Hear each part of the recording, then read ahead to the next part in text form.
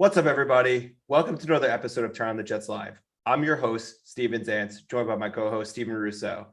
Jets season's back. You're feeling great, on Sunday afternoon. I was at the game. Of course, we feel that same darkness at 4:30 that you always feel on a Sunday. Steven, they broke you. How you doing? I'm okay. I've had a couple of days to cool down, but yeah, I'm all right. They broke me, and it's not like I'm out on the Jets. It's not like I'm going to stop watching them or I'm boycotting the team or Sundays at 1, I'm doing other things and going apple picking. That's not what it is.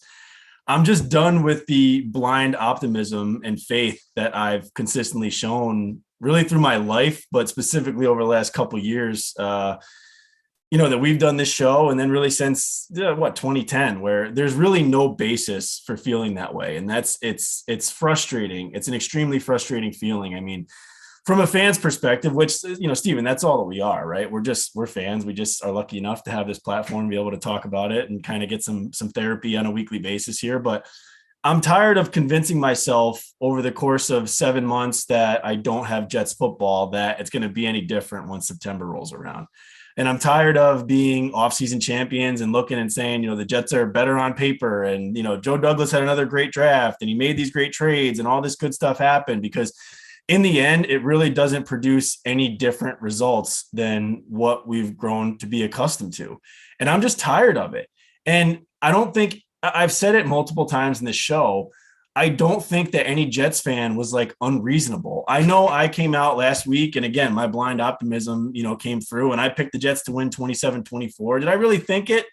Yeah, maybe I convinced myself into it, but really I, just like many other Jets fans, would have been extremely happy if they were just competent and showed that they belonged in the same field with the Ravens and produced a competitive game plan and had a competitive outcome where if they lost by a score, so be it. I would have been happy with that. I think 99% of Jets fans would have been happy with that as well, because at least progress was being shown. The Ravens are a great team. They got a former MVP as their quarterback. They're obviously well coached through and through. There's no question about that. But to show up on your home field flat and non-competitive yet again, it just makes me question everything. And I'm just done believing that it's going to be any different until I actually see it start to turn. And honestly, there's no reason to believe it's going to turn until we see it. You can point to the Packers and Aaron Rodgers getting blown out last year in week 1 and now this year losing, but the Jets don't have Aaron Rodgers. You could point to Jets teams of the past, like 98 starting, 0-2, or, 2001, they started 0-1. 2010, they started 0-1. They turned it around and made the playoffs. You know what? There's no evidence to suggest that Bill Parcells is going to walk through that door, or that Rex Ryan and Mark Sanchez and that number 1 defense are, or anything like that. There's literally no evidence. You have no leg to stand on to think that is going to happen here. And I'm just done believing that it is, just because it should. And the football god should turn it around. And at some point it should be our turn, because really there is no evidence to suggest that. So I'm a believer. I can't not be. It's in my blood. But I'm broken, man. They've broken me. I sat there watching. I rushed home from a baseball game with my son to watch, the end of the second quarter and through the second half. And I'm like, why the hell do I do it? Why do I look forward to this? Steven, you and I were talking before the show. My wife goes, great. Jets ruined my fall again. And that's what it feels like. And honestly, man, it reminds me, and this is very long-winded, obviously, but I don't know if you've ever seen the movie Fever Pitch with Jimmy Fallon, right? And he's sitting there and he's talking about his problems, and he's talking with the 8th grader as they're out practicing baseball. And the 8th grader looks back at him and he goes, listen, he's like, you love the Sox, but have they ever loved you back? And that's how I feel, man. I love the Jets, but they've never loved me back. There's no evidence to think that this is ever going to turn. And it really just got to me. It's been a hell of a 12 years. I'm broken. I don't know what else to say. I have hope that it could turn, but there is no valid reason for me to think that it will. Well said. I don't want to just beat a dead horse, because I feel like you basically said everything that I feel. The only difference is that you were a lot more optimistic than I was 2 weeks ago. I was optimistic in July and like right when camp opened because like why wouldn't you be? Nothing's happened yet, and like Zach Wilson, is he gonna make the jump? So much has changed since then. Injuries to two major guys in Zach and Becton. Obviously, it's a lot of this. It's like the same old, which is it's the problem. Look, at the end of the day, last week I didn't pick them to win this game when Will was on the show with us. I know you did. I know Will didn't. I thought the game would be way more competitive, and to give them like a tiny bit of credit here, like the defense did show up in the first half, but like, is that the bar that we want to set for our football team? No, I want this team to be in until the final whistle, like losing a last second field goal. Like, don't be like, the game was basically over midway through the third quarter when they couldn't sustain a drive. And then Baltimore actually like woke up a little bit. Like I could give the corners credit. Like I thought Sauce looked good. Obviously I was at the game for anyone who didn't know. And I thought DJ Reed obviously was awesome. And, prayers to his family because, man, it's so easier said than done to just be like, oh, yeah, I could just play when something like that happens, like his father passing away. And he finds out literally during the national anthem, the game, and he had the game of his life. Like he was great. So prayers to him and, hope everything's good with his family and everything like that. But like no pass rush for the most part. They were getting in the backfield, but missing Lamar, which kind of expect a little bit. Great against the run. That was, a good sign because last year they got cooked against the run pretty much against any team that had decent offensive line or a good running back. So it's definitely progress there. But at the end of the day, it's one game. And they also were playing against a washed Kenyon Drake and a washed Mike Davis. So it's like, whatever. And they're also playing against a third string left tackle because Juwan James did get hurt in the middle of the game, which I thought would lead to a little more pressure and some sacks. But like offensively, it was just the same stuff that we saw last year, penalties, drop balls by Corey Davis, which honestly, it's like, are you like, stop giving him the ball, give it to Garrett Wilson, misusage of players. Like we were banging on the table for Cager to make this roster based on his preseason. Why is he playing over CJ Uzama? Like Conklin got stabbed, but he was bad. I know he caught a touchdown, but like the game was over and like it was like the most garbage touchdown ever. But it's like Garrett Wilson should be playing more. CJ Uzama should be playing more. My biggest gripe also was, and I said this before the show is, and everyone's going to be like, oh, well, it's like hindsight's 2020. I was thinking this in the second quarter. Why did LaFleur abandon the run the way he did? Like, I'm not saying like, just run every play, but the weather was terrible. It was raining horribly. I was sitting in there getting drenched, and Michael Carter was good. He was the best player on the field for the Jets probably on Sunday. Like, I know he dropped a touchdown, but like the game was already over. Like, I get it, whatever. It's just frustrating. It's like, everything's painful at that point. But LaFleur is really the guy that I blame a lot about the loss. I mean, I like him. He's actually the one person on the staff that I truly believe in. I mean, I guess Brant Boyer, but given how bad the punter and kicker are, it's like you got to start thinking maybe he's not so good. But I know that's more their ability than anything else. He can't control what's happening with their legs. But yeah, man, it's just frustrating. And I don't want to rip him anymore. I was very negative on Twitter and people going at me, and I'm just like, I get it.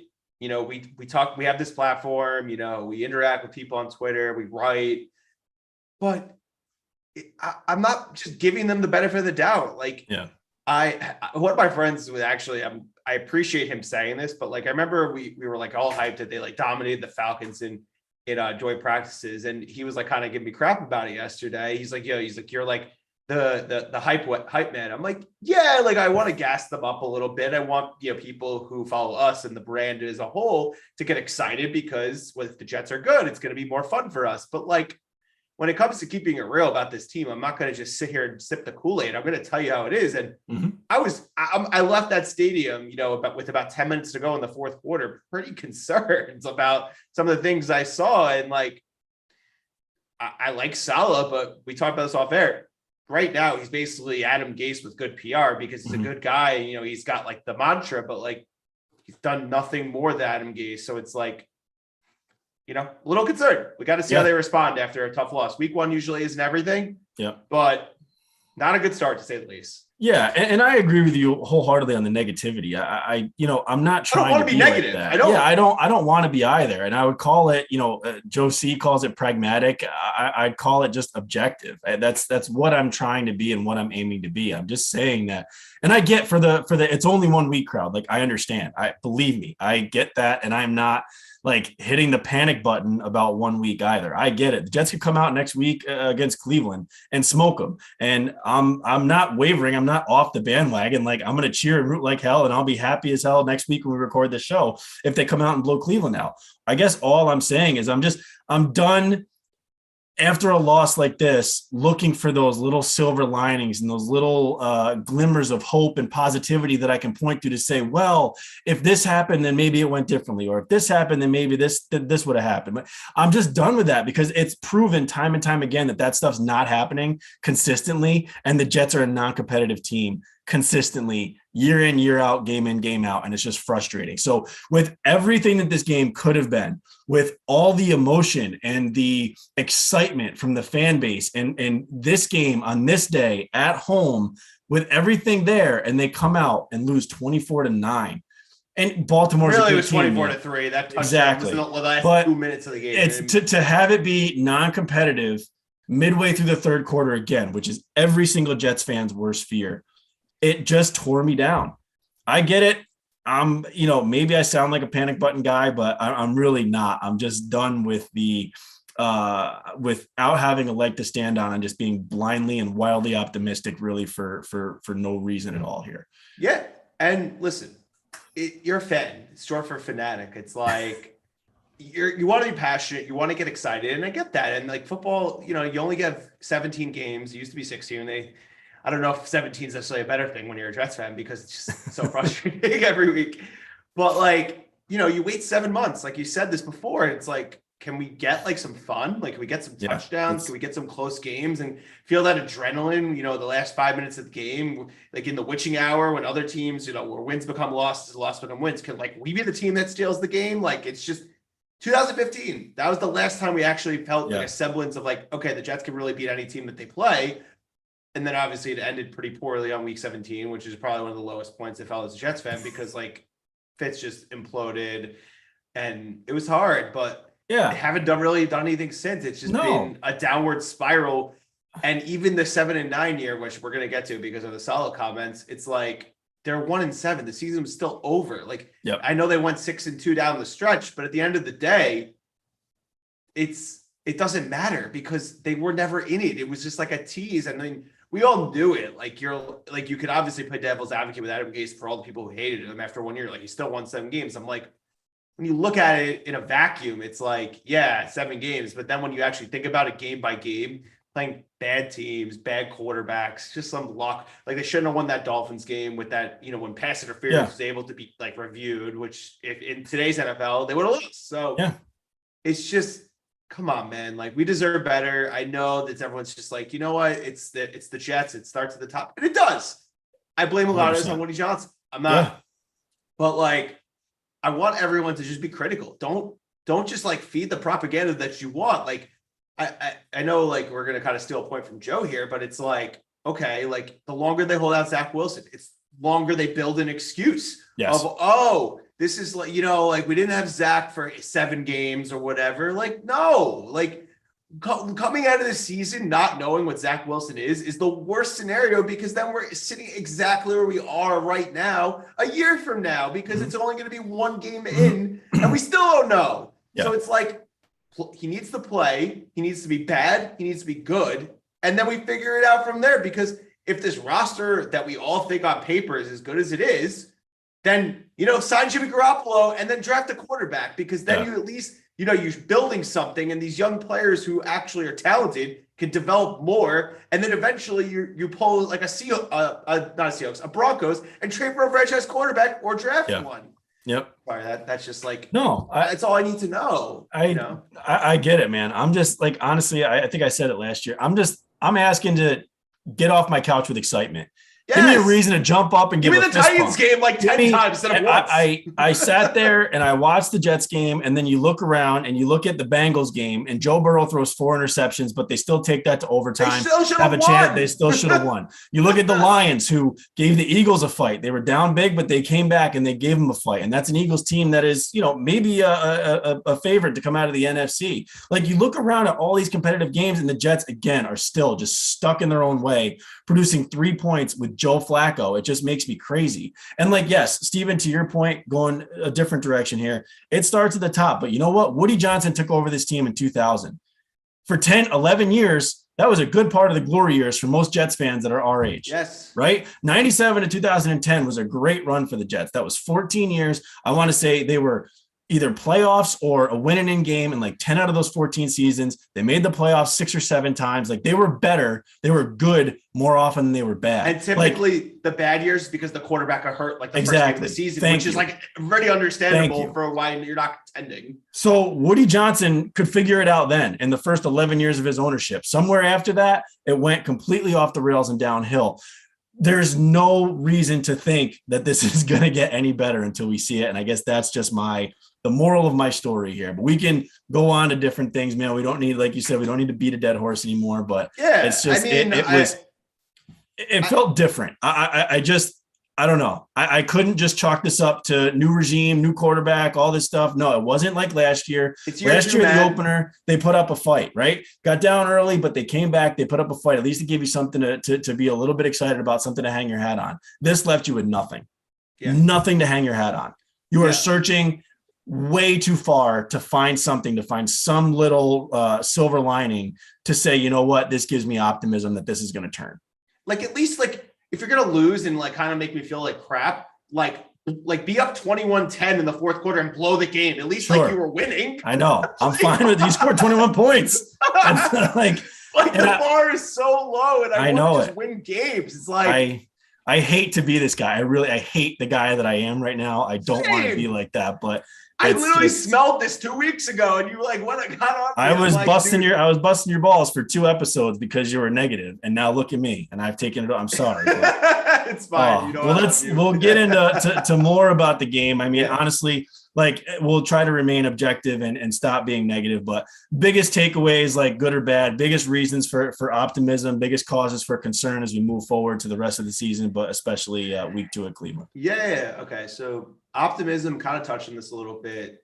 The corners look good. That was a huge problem last year. When you look at the advanced metrics, PFF, they both graded out pretty well. I mean, Sauce had one of the most impressive plays I've ever seen for a Jets rookie in a while with that play on Andrews. Like, that was awesome. DJ Reed, obviously, great game. He had that incredible interception even though the game was pretty much over, but still was like impressive nonetheless. And he's also coming off an injury, so it's good that he looks good.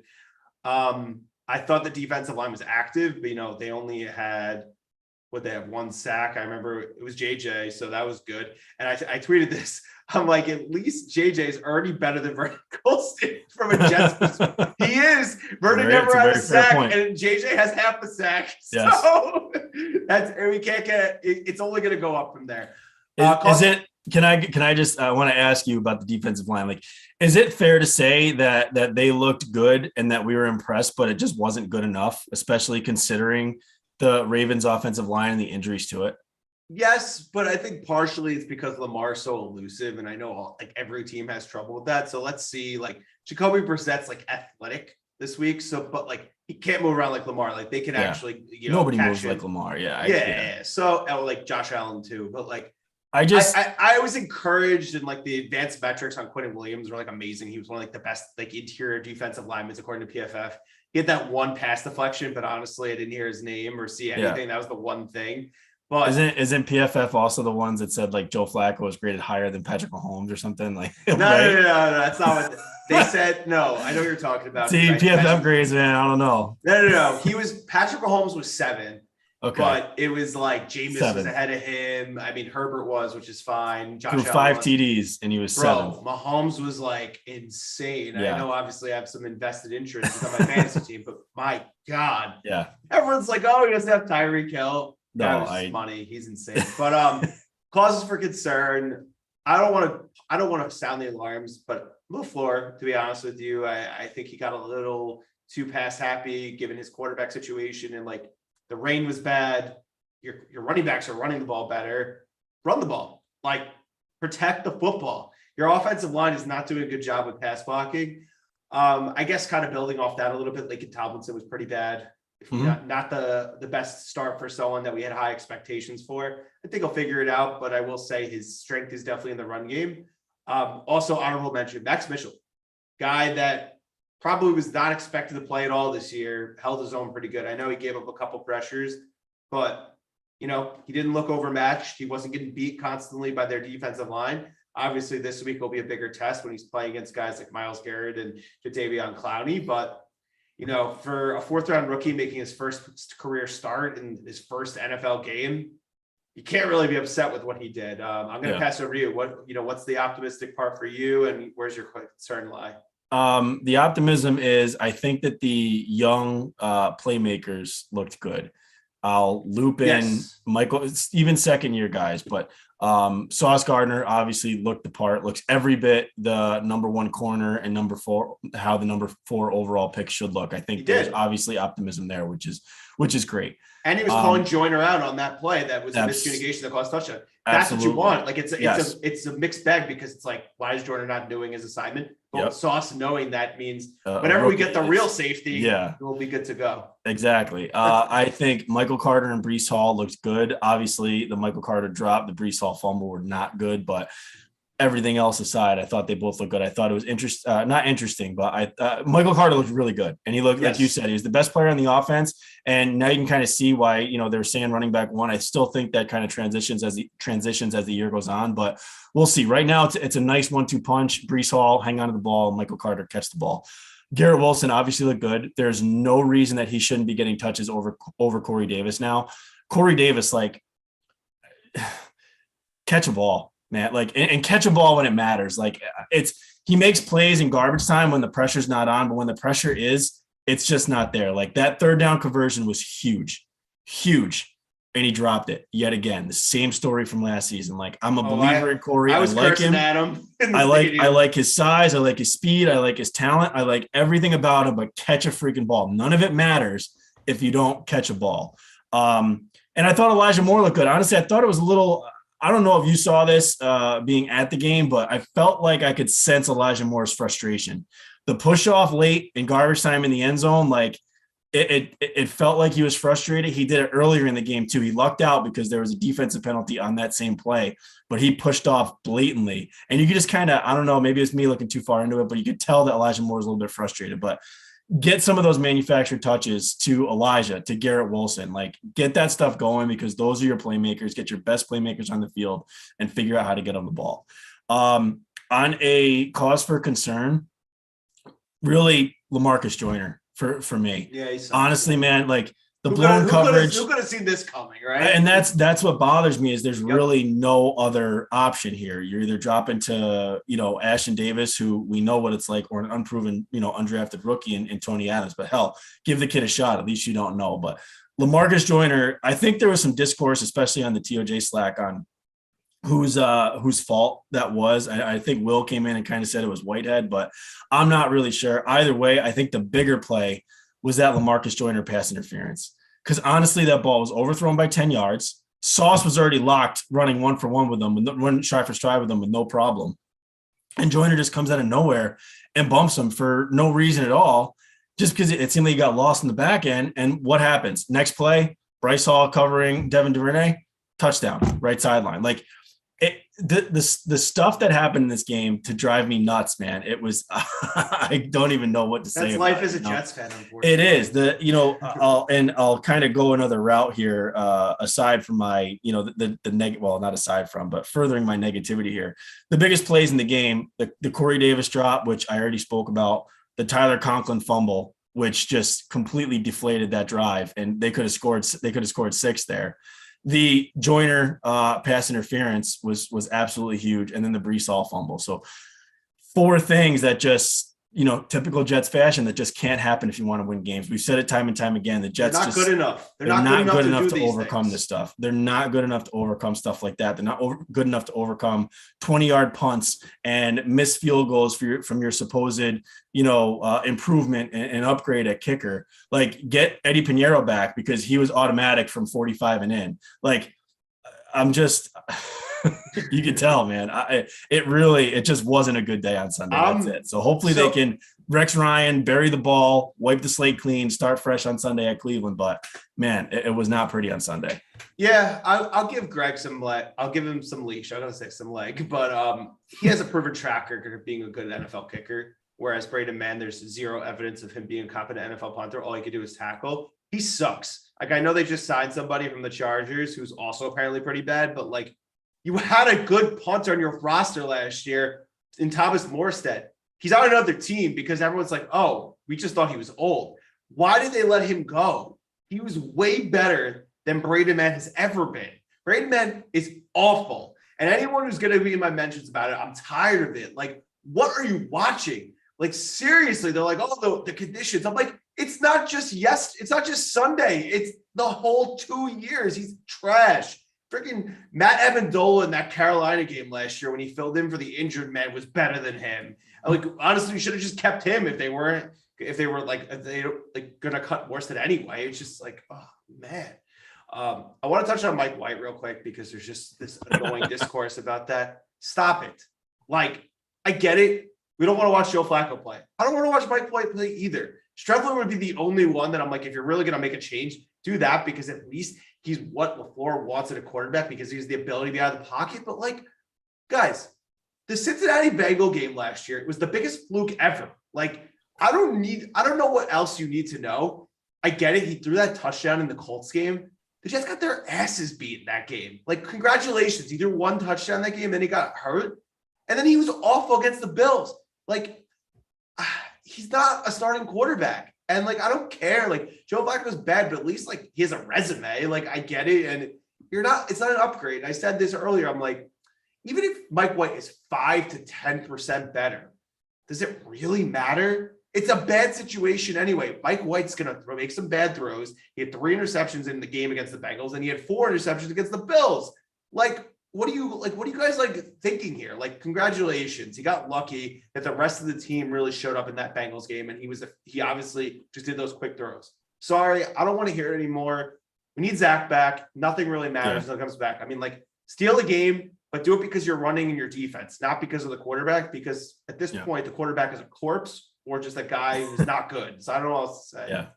Honestly, no, I fully agree with you that I don't think there's an upgrade from Flacco. No. I didn't think that the drop off from Zach Wilson to Flacco would be as wide as it has proven to be. Flacco didn't look good on Sunday. There's no question. I think the stats obviously look much better when you look back on it than it actually was for anyone who watched that game. I think he was rattled early and often. His feet looked like they were locked in cement. He looked every bit the 37-year-old that he is, and just looked like he didn't have it. He doesn't look like he cares. Yeah. And honestly, like Jay Cutler body language. Yeah. It wasn't good. And the pick, I know that Cager fell, but it was a bad pass. There were 3 defenders right there anyways. It wasn't good. He was rattled early and often. He was looking to escape when stuff wasn't there. He missed checkdowns. He was too quick to hit the check down. Like, it wasn't a good performance. I think even if you switched to Mike White, we wouldn't see anything different. If I'm going to make a play for anyone, it'd be Josh Johnson.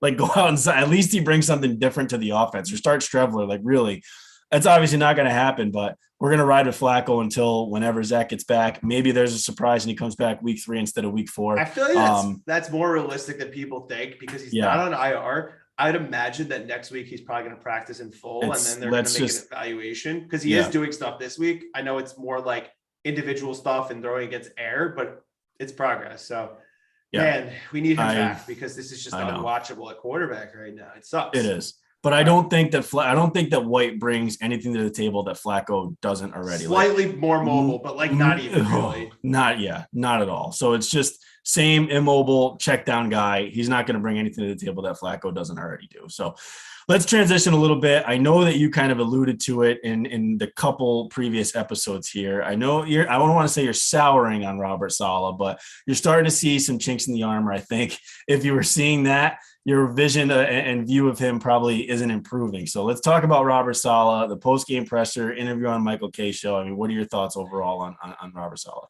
So Saleh, if you're listening to this, if you see this, keep this as a receipt. I don't care. Like, if you actually like talk about this, in 6 months from now because I'm wrong, that means, you actually care about me. So that's great.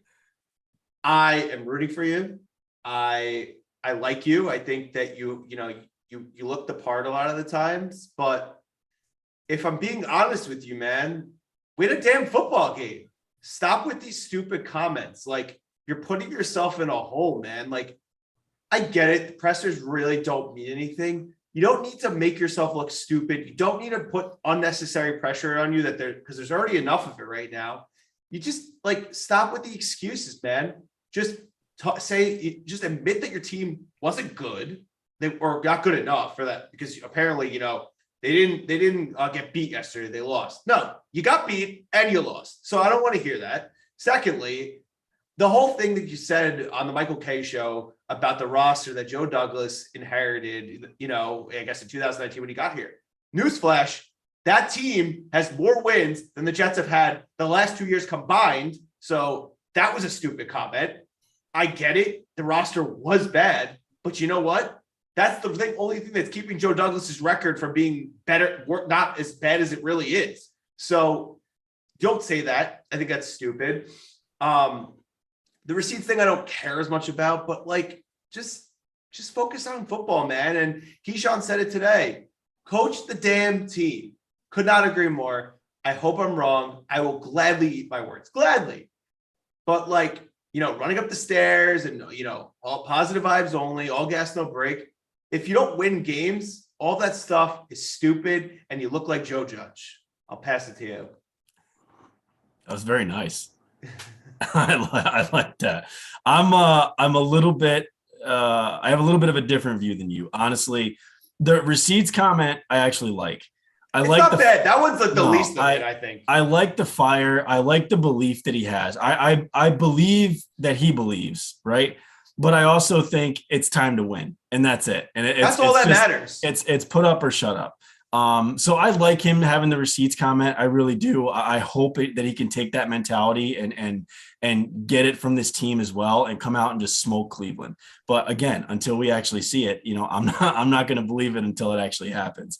I thought he was led into the roster comment that, being an expansion team, but I don't really have a problem with him saying that either, because he's just being honest at the same time. You can't be honest as a head coach. You have to lie. You know what, though? I appreciate that about him, though. I think he's honest. I think he wears his emotions on his sleeve, and I can appreciate that. But I think what I don't like about it is that I feel like he's kind of building in another excuse with that comment, and that's what I don't like. That's what I don't want either. So that's also the issue. It goes hand in hand with how long they hold out Zach Wilson and building another excuse in as to why they weren't competitive in September and why this season is a wash and why we need to, make the bases off of 2023 and all that stuff.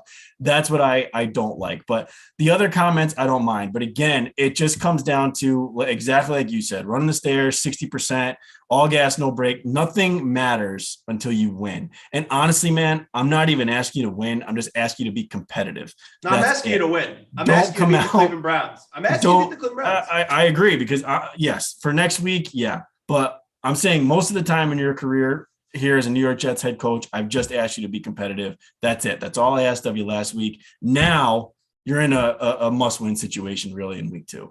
So I still believe in Robert Saleh. I'm not the guy that he's taking receipts of because I'm not jumping off the bandwagon. I'm not jumping off the boat. Whatever. Neither of us are.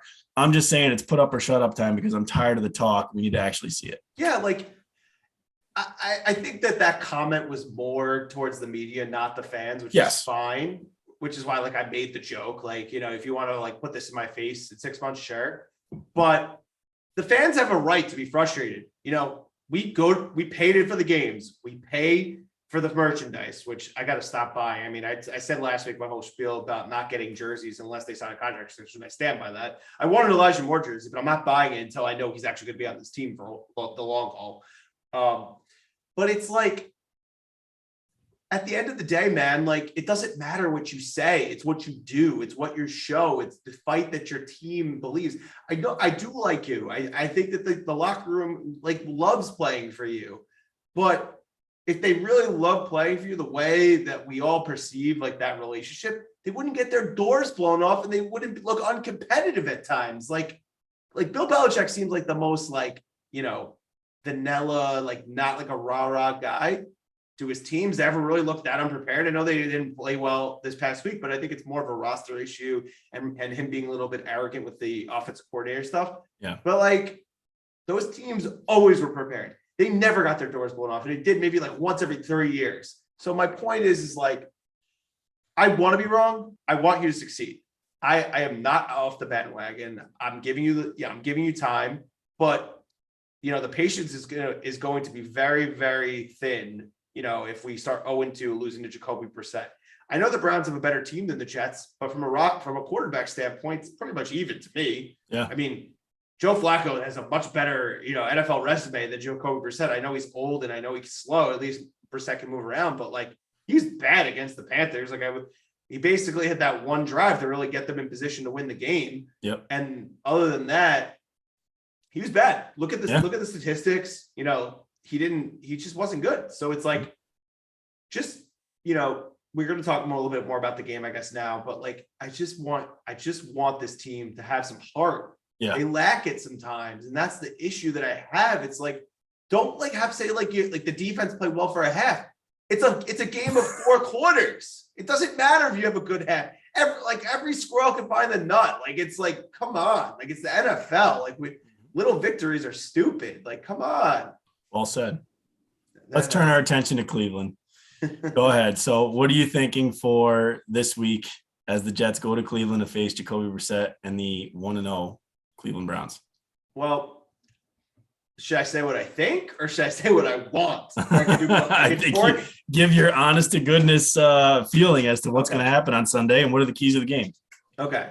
I think they'll be better for sure. I think defensively, I think you'll see a consistent performance because thankfully, I don't think anybody really got hurt. I know JFM got a little bit banged up, which I actually didn't know until I got home because we had walked out of the stadium when that had happened. I think the good thing for the Jets is, the corners look good. Cleveland doesn't have great receivers. I know Amari Cooper's there. He's not exactly the same guy he was, with the Raiders and his early Dallas tenure. And then you get Donovan Peoples-Jones and David Njoku. It's not really like this scary receiving group that you're going to see with the Bengals in week 3. So I think that they do have the ability, with the exception of Joyner, to really be productive in the, in the back end. Their offensive line is pretty good, but I'm not sure if there's any injuries there. So I have to look back, but I think the defensive line should be able to get some pressure. I think, the Jets should be able to run the ball. I think that Laken Tomlinson should be able to hold his own against those guys. It's, to me, keep the ball out of Flacco's hands as much as you can. Control the line of scrimmage is really what I want to see, because that's the way the Browns are playing with Nick Chubb. Like, kind of be a carbon copy of what they do. Grab the pound, two-headed monster, throw the ball when you need to, and get some turnovers. This team is allergic to turnovers. Like, 4 guys on that fumble play. Not one Jet could fall on it. Of course, the guy in the Ravens falls on it, and then Bateman cooks us for a 50-yard touchdown. It's just like, get those little bounces, man. You can't afford to not have them. As far as predictions, I don't want to regret this, but I'm going to pick the Jets to win. I am. Do I feel confident about it? Absolutely not. Do I want to speak this into existence? Yes. I think it'll be a close game because I think both quarterbacks are going to make mistakes. I'm going to say 21-17 Jets. That's what I think. Wow. All right. Tables have turned. And I'll say Garrett Wilson catches his first touchdown in the NFL as a Jet. I love it. I love it. All right, great. I agree with you on a lot of things. I think the keys to this game are Joe Flacco and the Browns defensive line. versus the Jets offensive line. If the Jets offensive line plays the way they did against Baltimore, we have no shot at all. The Browns D line is scary. Myles Garrett is scary. If he can eat like he's proven to, like he did against the Jets the last time that they played in week 2. Basically killed Trevor Siemian. Trevor Siemian literally was like, his leg was destroyed. Yeah, then the Jets have no chance. I think that the Jets defense has a good chance to look and continue to look good the way they did against the Ravens in week 1. Jacoby Brissett doesn't scare me. The receivers don't scare me. I think what does is obviously the running game. But, what the Jets showed last week in being able to contain the run and stop Lamar Jackson, albeit with, coupled with a subpar backfield with Kenyon Drake and Mike Davis. That's the thing. You're going to go get Kareem Hunt and Chubb versus those guys. But keeping Lamar Jackson contained the way they did, it's still a relatively impressive performance. I'm not really scared of the receivers or anybody on the back end, but I think this game comes down to, can the Jets offense score points? And at the end of the day, that's every week. I don't have any trust that they can. So really the tables are really going to turn here. As you're going to pick them to win. I'm going to pick them to lose. I think they lose. Final score is 23-13 Browns. Wow. Yeah. I'm mostly picking them because I just want them to win so bad. So because the difference between 1-1 and 0-2 with the teams that they're playing, it's huge. Yeah. This is a must-win game.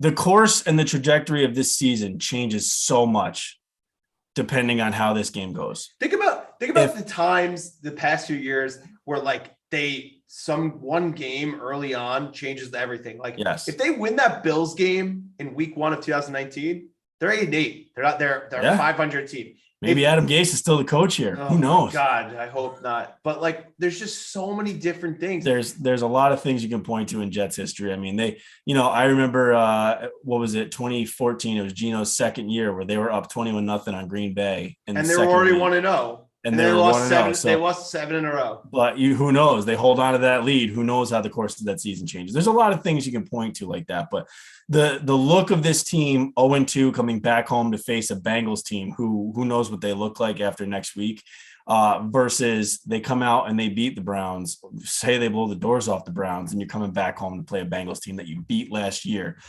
Even just that conversation. And that's why I have no confidence, because they beat them last year. Yeah, I know it, but I'm just saying, if the difference in the feeling that you would have if you're 1-1 coming back home to a Bengals team that you already beat last season at home, it's a very different feeling than coming home 0-2 facing the former Super Bowl representatives from the AFC. Yeah, and somebody put this in the comments just now. It's imagine just being winless when Zach comes back. We can't do that. No, because then he's in a lose-lose situation. He's probably going to stink if that happens. It's having that win, getting that monkey off your back. Because if Saleh thought this week was hard, if you don't win if you lose this week, especially if you lose by double digits, like you just said, boy, he has no idea what's coming. Yep. It's not going to be us who are just fans who write and talk about the team. It'll be everyone in the paper, everyone on the fan, everyone on 98.7, everyone on national TV. He will not be that whole, I'm keeping the receipts thing. Oh boy, that's going to come back in his face if they don't show up this week. Yep. But yeah, I mean, I think just because of the favorable quarterback situation, it's Jacoby Brissett. I do think he's prone to mistakes. He's not a good quarterback. I mean, the Dolphins literally lost so many games with him last year. Yeah. I think that's going to be a difference. And we have seen Flacco look better. I know he hasn't won a game as a Jet, which is if he plays the way that he did against the Dolphins last year, this is a much more winnable game, because if the defense can hold like they did last week, it's a much different looking game. I think the other thing some turnovers, get some sacks. That's right there. The biggest thing is the turnover battle. It's so cliche, but honestly, you can't have Conklin, Hall fumbles. You can't have stupid Flacco interceptions. And for God's sakes, fall on a fumble. Please fall on a They're fumble. allergic to turnovers. You got to seize those opportunities. That Baltimore game looks a lot different if they recover that Mike Davis fumble inside the Baltimore 30. And maybe Joe Flacco gets a touchdown there. Then you're talking 17-10 as opposed to 17-3, or as opposed to 24-3. Maybe.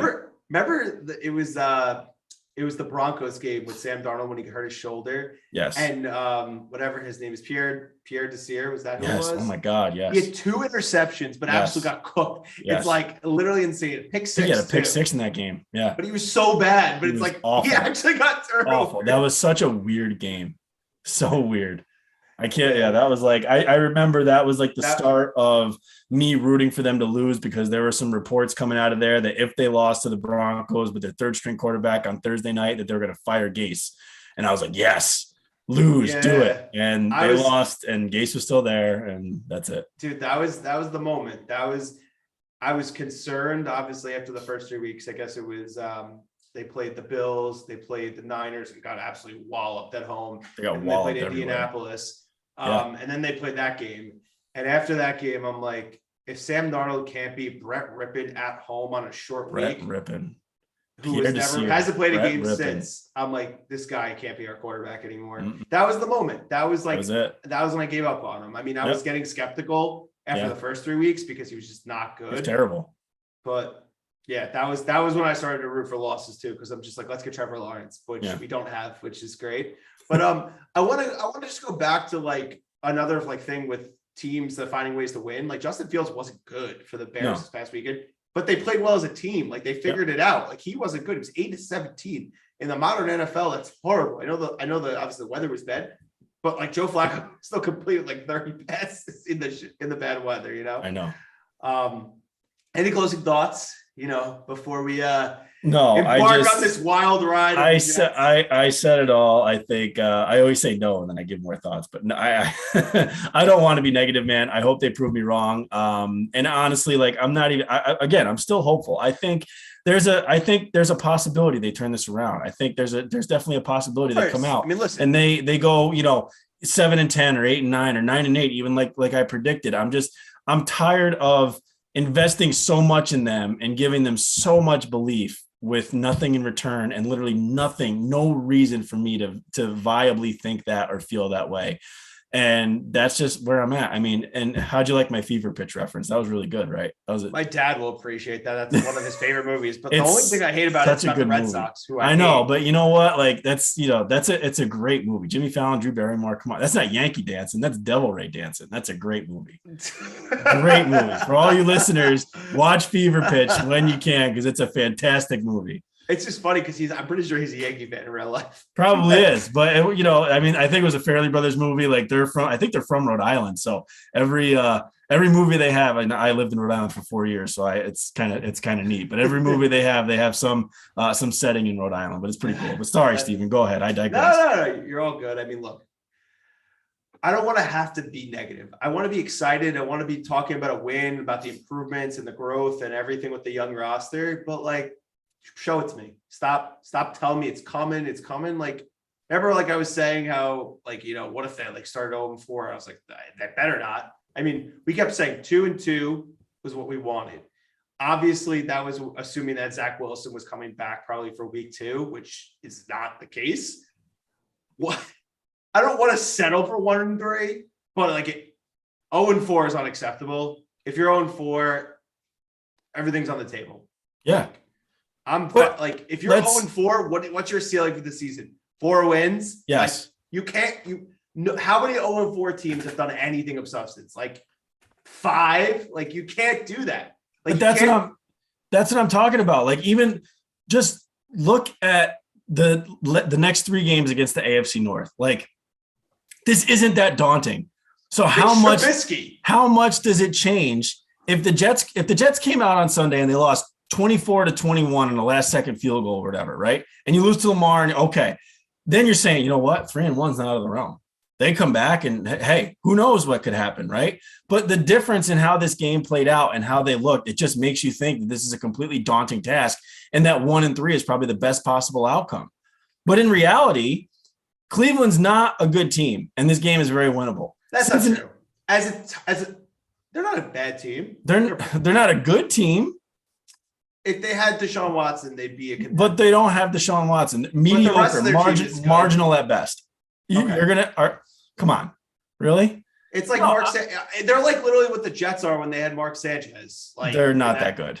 They're not that good. They went to the playoffs 2 years and a lot of the same guys. I disagree with you, but okay. Well, we can agree to disagree, but the Bengals game is absolutely winnable, especially considering they're playing at home and after the way the Bengals looked on Sunday. And Mitch Trubisky and the Steelers, you're saying the same thing because they did not look good on Sunday either. No, I'm not saying the Jets are going to go 3-1. I'm just saying that the way that this looks, had the Jets come out and been competitive and shown some heart and some fire and that they belong in the same NFL playing field as the Ravens, the way that you look at these next 3 games is way different than how we're looking at it now. Yeah, that's fair. It's fair, but listen, win the game. We don't have to have this conversation next week. If they lose the game, we have problems. that's just what it comes down to. 2 quick things. 1, Rex, shut up. Stop ripping Sanchez. Stop ripping Gino. Stupid energy. Literally, Mark Sanchez is why you even are like talked about. Yes. Is why you have this job that you have on TV. Stop it. I love your Rex, but like, come on. I want to add on there because honestly, like everyone loves to rip on Mark Sanchez, but in 2 playoff runs, he was probably the best offensive player on the field in both of those playoff runs for the Jets.